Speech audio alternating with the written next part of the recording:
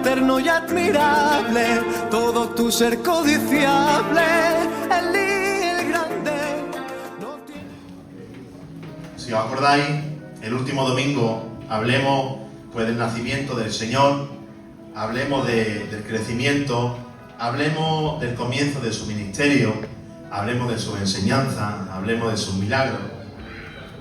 Que gloria tenga el nombre del Señor. Amén. Hablar de Jesús, pues no habría tiempo, no habría predicación, no habría libro donde pudiera caber, puesto que el Señor es infinito.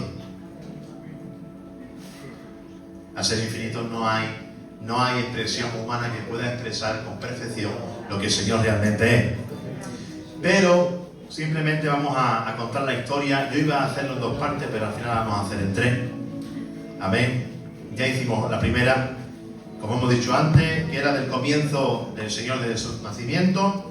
Y bueno, viendo que el Señor comienza su ministerio a la edad de 30 años más o menos, dice la palabra del Señor que bueno, que en esos 3 años que el Señor tuvo ese ministerio público, pues la ira, la envidia, el odio de aquellos líderes religiosos pues se encendieron de tal forma, hermano, de que en ese contexto político o en ese momento religioso, en ese momento de la historia, vemos que en ese tiempo Judea era gobernada por Roma, pero los asuntos religiosos los gobernaba el Sanedrín, ese grupo de ancianos de Israel que gobernaba a todo el pueblo. Y bueno, al Señor sabemos que comienzan a seguirle multitudes. ¿Por qué? Bueno, pues por su enseñanza, sus milagros, la compasión que tenía con cada vida, esos milagros que el Señor hacía, y también por esa autoridad que tenía de enfrentarse a esos líderes religiosos que decían mucho, pero hacían muy poco. Amén. ¿Cuántos pueden decir un fuerte amén? Amén. Y un fuerte gloria a Dios. Gloria a Dios. El Señor en esos 3 años, de alguna manera, pues generó ese temor, esa tensión entre los saduceos, los fariseos. Ellos tenían miedo a perder lo que realmente pues ellos eran. Ellos eran los que gobernaban y no querían que nadie viniera siendo más que ellos. En el momento que el Señor va a terminar su ministerio público, vemos en la Biblia que Sanedrín decide de eliminar al Señor. Resucita a Lázaro y desde ahí Caifás, que es sumo sacerdote, dice algo entre él y Anás, que era su suegro, y dice: mira, si lo dejamos seguir, todos creerán en él. Y vendrán los romanos, perderemos nuestra posición y el templo nuestro lo derribarán. Tenían miedo. Miedo a perder un gobierno, miedo a perder su estatus. De alguna forma, Caifás no sabía lo que estaba diciendo, pero parece ser que profetiza él mismo y dice: pero conviene que un solo hombre muera por todo el pueblo. De otra forma dicha, ya decidieron de eliminar con él, de matarlo.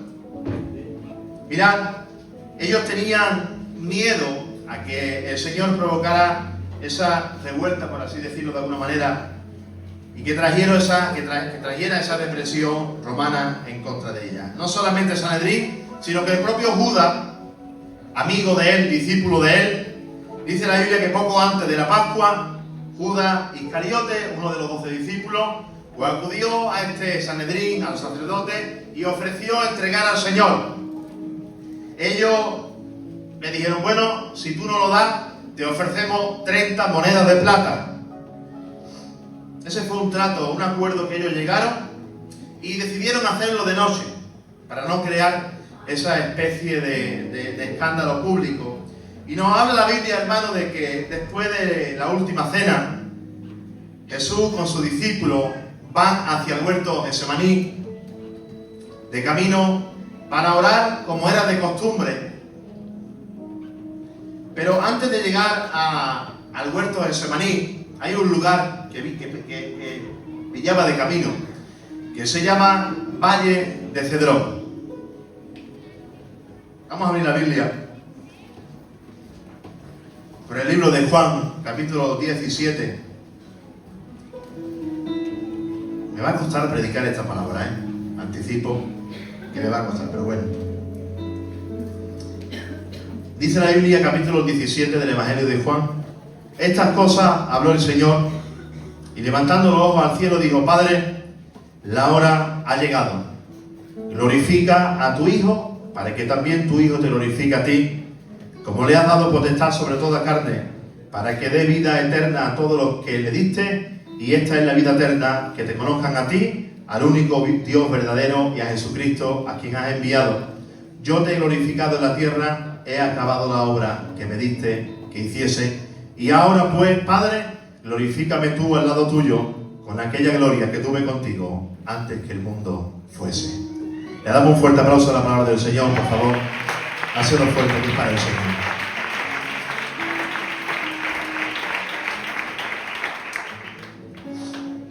Hemos hablado de que iba de camino al huerto Getsemaní, como era de costumbre, para estar un rato en comunión y orando al Padre, pero antes de llegar, como hemos dicho, se encuentra en este lugar llamado Valle de Cedrón. ¿Y qué era el Valle de Cedrón, hermano? Esto es tremendo, y es una bendición entender lo que el Señor nos transmite a través de la palabra. Mirad, este Valle de Cedrón, dice la Biblia, y cuenta la historia bíblica, que servía como una especie de drenaje que comunicaba con el templo hacia el valle, hacia ese lugar donde había esa especie de mar. Y de alguna manera dice la Biblia, hermano, y la historia, de que desde el templo desembocaba como una especie de tubería para llegar al mar. ¿Y qué había de curioso en este Valle de Cedrón? Era de que, de alguna manera, en el tiempo de la Pascua, que era el tiempo donde hablamos ahora, vemos que se sacrificaban muchos animales para el perdón del pecado del pueblo. Hay una cifra que dice la historia, y actualmente también, que se sacrifica, atención a lo que voy a decir ahora, en ese tiempo, en ese día, se sacrifican 250.000 corderos para cubrir el pecado del pueblo. No solamente se sacrificaban corderos, también se sacrificaban otros tipos de animales. Cuando el Señor va a ese huerto Getsemaní, se para en ese lugar tan preciso, en ese lugar donde 5 millones de litros de sangre se derramaban. En ese tiempo, en ese lugar, se para el Señor y dice: Padre, la hora ha llegado. Por mucha sangre que se derrame de tantos corderos, esa sangre no va a quitar el pecado. Pero hoy llega el tiempo. Hoy llega el tiempo que el sacrificio no es de los corderos, era del cordero. 5 millones de litros de sangre no servían para perdonar nuestro pecado, pero una gota de sangre del Señor lo perdonó todo. Dáselo fuerte si es para el Señor.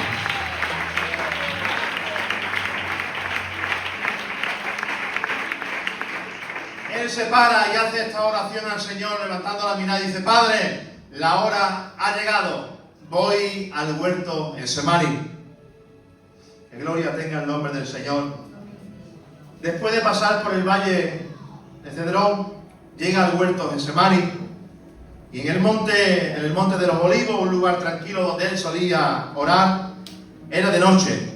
Y siendo de noche, estando orando al Padre, Judas, el que lo traiciona, acompañado de guardias del templo, también posiblemente acompañado de policías en aquel tiempo de Roma, y dice la Biblia que ellos iban con antorchas, con espadas, con palos, a aprender a arrestar al Señor. Jesús, conociendo el corazón de ellos, lo que venía a buscar, rápidamente el Señor le hace una pregunta: ¿qué estáis buscando? Y ellos dicen: estamos buscando a Jesús el Nazareno. Y dice el Señor: yo soy. A mí no hace falta que venga a buscarme nadie, yo me presento. Yo soy. Y cuando dice la Biblia que dice yo soy, se caen todos para atrás. la palabra del Señor tiene poder. Pero claro, Pedro, que estaba por allí, que era un poco el más valiente, dice la Biblia que empieza a intentar entre todos defender al Señor, diciendo: aquí no hay quien arreste al maestro. Saca una espada, le corta la espada a uno llamado Malcolm, ese valiente Pedro, y dice el Señor: Pedro, ¿qué estás haciendo? Guarda esa espada, que a hierro mata, a hierro muere. Pedro, no te has enterado que si yo quisiera, rogaba al Padre, mandaba un ejército de ángeles para que me defendiera. Pero si no lo hago es porque tengo que cumplir lo que he venido a hacer. Guarda esa espada, Pedro. Y dice la Biblia que lo que el hombre estropea, el Señor restaura. Coge esa oreja de Malco que estaba en el suelo, se la pega y se queda la oreja como estaba. Que gloria tenga el nombre del Señor. Jesús, en el huerto de Getsemaní, fue arrestado, atado y llevado ante ese consejo llamado Sanedrín, donde Caifás y Anás, que eran los sumos sacerdotes, lo estaban esperando de noche. Algo curioso era que era ilegal hacer un juicio de noche, pero ellos, por no crear una expectación o por no crear una revolución, ellos lo hacen de noche. Y tengo que decir algo, y es que a él nadie lo arrestó, él se entregó.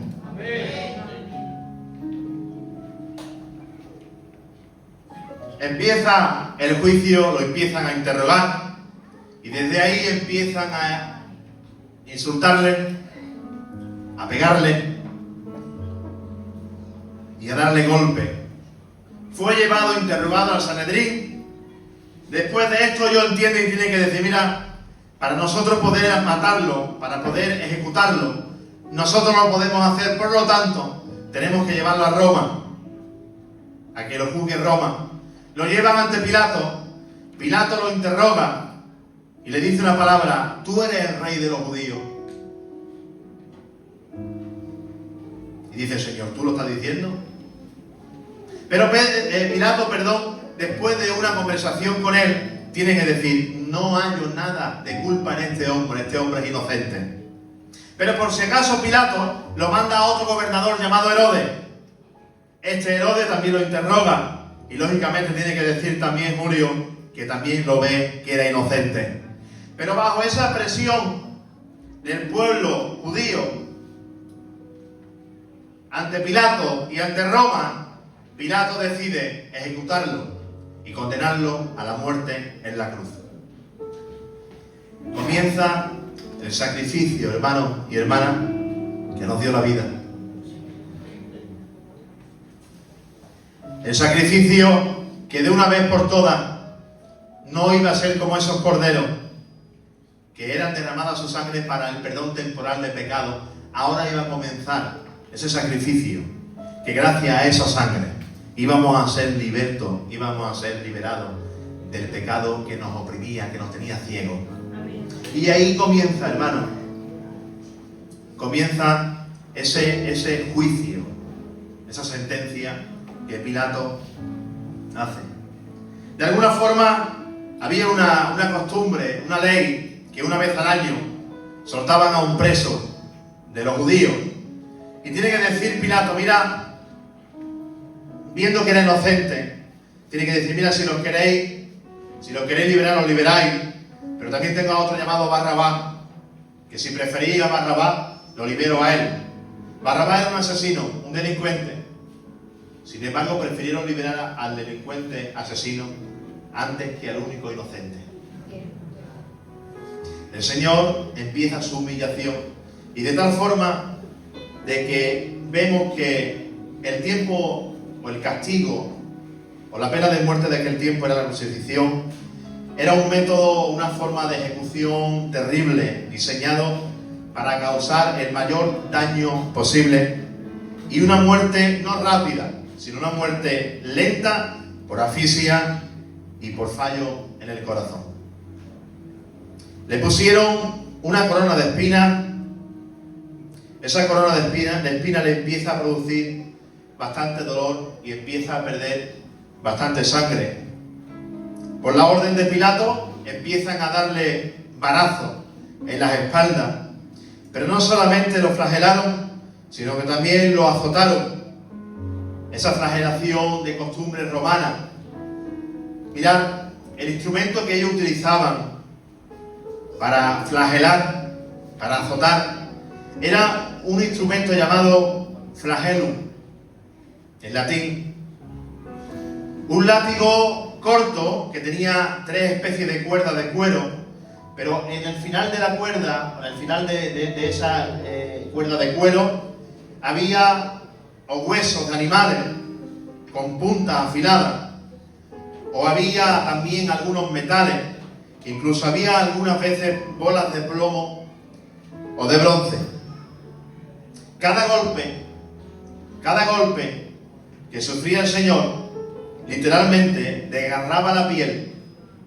Y no solamente desgarraba la piel, sino también el tejido que hay debajo de la piel. Esos fragmentos metálicos arrancaba trozos de la carne. Eso producía lógicamente mucha hemorragia intensa, sangramiento, pérdida de líquido, pérdida de sangre. Mirad, forenses luego, médicos de algunos países, hacen algunos estudios científicos y dicen que si un hombre o una mujer recibe aproximadamente unos 30 latigazos de este tipo, seguramente moriría antes que vivir. La Biblia nos habla del número de latigazos que el Señor recibió, pero sí sabemos, hermano, que el Señor recibió latigazos de este tipo de gravedad, donde arrancaba su piel y la carne. Después de esto, después de este daño terrible, de este daño tan grande que el Señor sufre, lo fuerzan a cargar con la cruz a hombros. ¿Sabes cuánto pesaba aproximadamente la cruz? Unos 50 kilos. Si ya a un hombre o una mujer cualquiera le puede costar coger esa cantidad de kilos, imagínense después de haberle dado esos latigazos y haber perdido tanta sangre, tanta fuerza. De hecho, el Señor dice, la historia cuenta, la historia bíblica, que andó sobre unos 700 metros. Hermanos, 700 metros, unos 800, 900 pasos, cargado con esa cruz que pesaba tanto y estando tan debilitado. Le tienen que ayudar, tienen que ponerle un hombre obligado llamado Simón de Cirene para que ayudara al Señor a coger la cruz. Cuando llegan al Gólgota, Pilato manda a colocar un cartel encima de la cruz en 3 idiomas diferentes, para que todo el mundo lo entendiera. Se escribió en hebreo, griego y en latín, diciendo: Jesús Nazareno, Rey de los judíos. Le llama la atención a Pilato y dice: Pilato, esto no lo puedes poner. Y Pilato tiene que decir: lo que he puesto, puesto está. Rey de los judíos. Al Señor, hermano, lo despojan de su ropa, lo clavan en la cruz y es puesto entre 2 ladrones, 2 delincuentes, uno a su izquierda y otro a su derecha. Ahí se cumple la profecía de Isaías, capítulo 53, fue contado entre los transgresores. Los soldados que le quitaron la ropa empiezan a echar a suerte su ropa, de alguna manera a jugar con ese momento que estaban viviendo, y ahí también se cumple un salmo, el Salmo 22, versículo 18. Empiezan a burlarse de él, empiezan a decirle los mismos sacerdotes y los mismos soldados: si eres Dios, si tú eres el que decía que era, bájate y sálvate. Ese que estaba al lado de él también se lo dice: si tú eres Dios, bájate y sálvate. Había uno que lo reconoció y le dice: yo es normal que esté aquí, porque lo he hecho mal, pero tú eres inocente. Acuérdate de mí cuando vengas en tu reino. el Señor tiene que decir con ese amor que solamente tenía Él: hoy mismo estarás conmigo en el paraíso. No solamente se queda ahí, a los pies de esa cruz está María, está Juan y algunas mujeres más. Y el Señor le dice: mujer, he ahí tu hijo, hijo, he ahí tu madre. De esa forma entrega a Juan el cuidado de María. Desde ese momento, gloria tenga el nombre del Señor, hay una oscuridad tremenda. Mirad, al Señor lo clavan a las 9 de la mañana. Estuvo 6 horas, hasta las 3 de la tarde. Por la mañana había luz, había sol. Pero estaba siendo crucificado aquel que creó los cielos y la tierra. Y hubo una gran oscuridad, como si fuera de noche.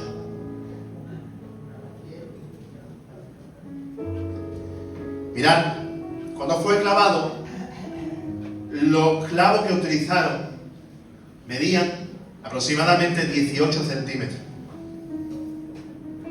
Más o menos como este micro. Los clavos eran como una especie de aguja gigante. Medían aproximadamente de diámetro 1 centímetro. Y dice la Biblia, hermano, y cuenta también la historia bíblica, que parece ser que a él le clavaron no en las manos, sino más bien en las muñecas, puesto que dice los médicos que si fuera sido en las manos del mismo peso, las manos fueran sido partidas, pero la muñeca tenía fuerza para poder aguantar el cuerpo. Y con un clavo le clavaron en una muñeca, en otro clavo otra muñeca, y no se quedaron ahí, sino que también cogieron los pies, pusieron los 2 pies juntos y con un mismo clavo clavaron los pies en la cruz.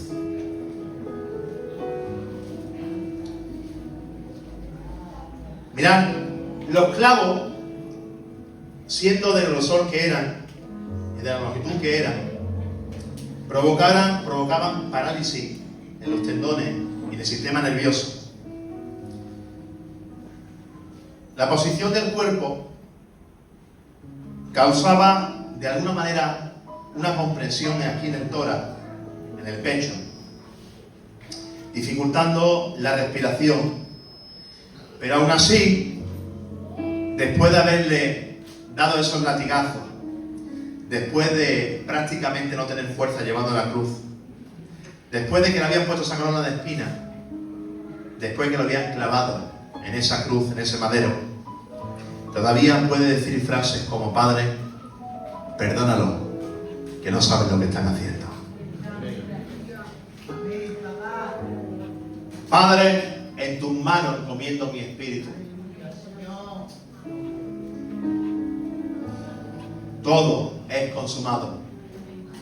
Que gloria tenga el nombre del Señor. La cruz provocaba una asfixia que iba en aumento. En esa posición que el Señor estaba, mirad, Él se sostenía gracias a esos clavos en la muñeca y en los pies. Simplemente para respirar era un esfuerzo tremendo, ya que tenía que coger aire, impulsarse hacia arriba y así poder respirar. Después de tantas horas intentando respirar de esta forma, ya los músculos que utilizamos para respirar se estaban agotando, ya faltaba el oxígeno. Mirad, por esa pérdida masiva, grande de sangre, ya la circulación fallaba y el corazón intentaba palpitar más rápido para poder trabajar con esa poca sangre que le quedaba. Pero poco a poco, hermano, esas fuerzas de los órganos se estaban menguando. Dicen algunos médicos que creen que literalmente el corazón se partió.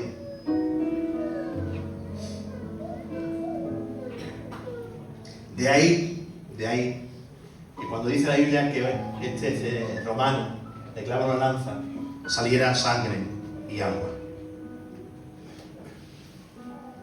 Jesús parece ser que Él muere por esa flagelación con los azotes, por esa posición suspendida y por esa posición de los clavos. Esa muerte fue extremadamente dolorosa, devastadora, pero mirad, lo peor de todo fue la respiración. El peso del cuerpo, hermanos y hermanas, manteniendo esos músculos, de alguna manera al Señor le costaba respirar. Se estaba ahogando, literalmente. Los órganos vitales ya empezaban a no funcionar. Pero mira, de alguna manera, la crucifixión fue un medio científico diseñado para provocar la agonía. No moría rápidamente, moría lentamente. El Señor, después de 6 horas, dice la Biblia que expiró. De otra forma dicha, su último aliento. Los médicos dicen que no, la Biblia lo expresa perfectamente, porque ya no le quedaba vida. Fíjense el transcurso de la vida del Señor. Cuando el Señor muere, cuenta la Biblia de que se produce un terremoto. Se produce un terremoto. Y dentro de ese terremoto, dice la Biblia, que el velo del templo se rasgó por completo. La muerte del Señor provocó todavía más oscuridad. ¿Qué no provocó y qué no vería? Que aquel centurión tuvo que decir, después de ver ese terremoto y después de ver lo que estaba aconteciendo después de morir el Señor, y tiene que decir a aquel hombre que lo estaba custodiando, aquel romano, verdaderamente, este era el Hijo de Dios. Ahí se cumple el texto de Isaías, sin atractivo. No solamente la crucifixión, también a lo largo de su vida. Pero la crucifixión era un simple hombre muriendo.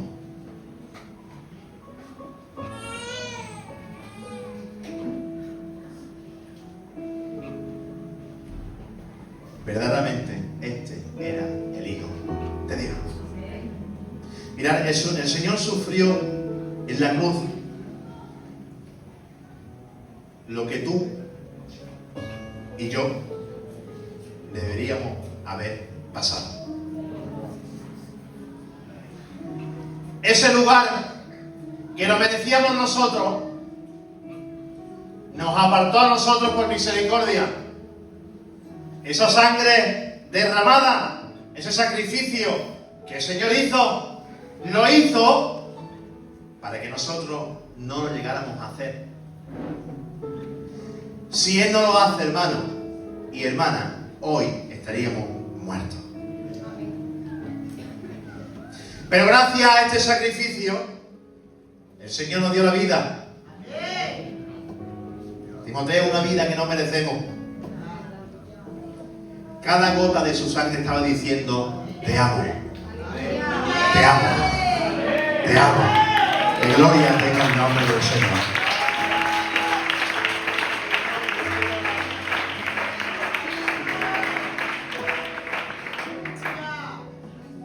Esos millones de litros que cada año pasaban por ese valle solamente tapaban momentáneamente, pero esa sangre derramada del Cordero de Gloria nos perdonó nuestros pecados para siempre. Y no nos ha hecho falta hacer nada. Jaime, no hemos hecho nada. Simplemente ha sido por misericordia y por gracia. Un regalo que el Señor nos ha dado. Cada latigazo, cada golpe, esa corona de espinas, esos cachos de carne que eran arrancados, todo lo hacía simplemente porque nos ama. ¿Y cómo no amarlo? ¿Cómo no adorarle? ¿Cómo no servirle? ¿Cómo no dejar nuestra vida a un lado? ¿Cómo no darle la gloria a Él? Que gloria tenga el nombre del Señor.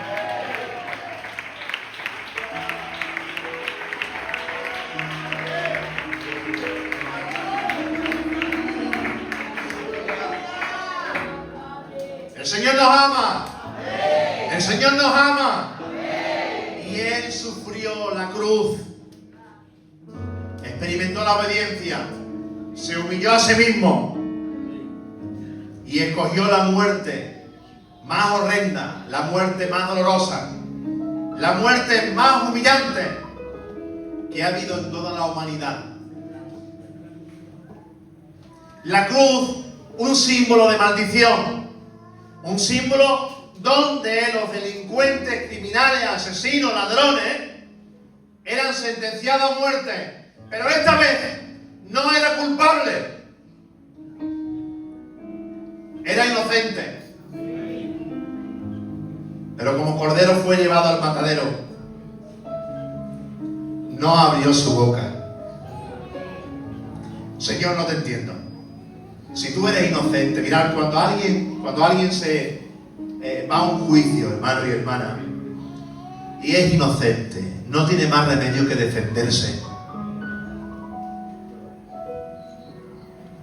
Si es el culpable y se defiende, imagínense uno inocente, pero el Señor era el inocente, y como cordero fue llevado al matadero, y no abrió su boca. Le tenemos que dar la gloria al Señor.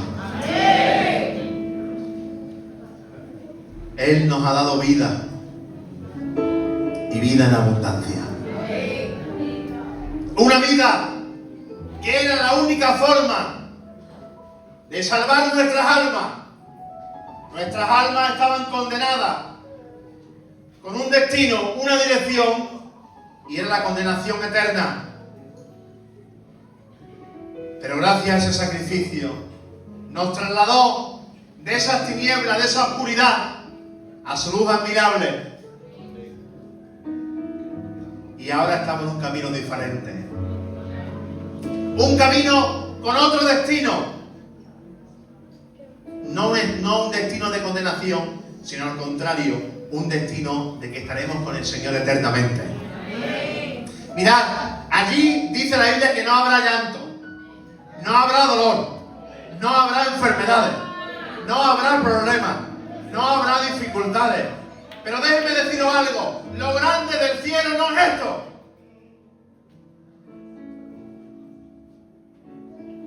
Lo grande del cielo es que está el Señor. Si no está el Señor, no es cielo. Y algún día estaremos con el Señor para una eternidad. Que gloria tenga su nombre. No voy a predicar más. Vamos a dejar el próximo domingo la resurrección y la eternidad.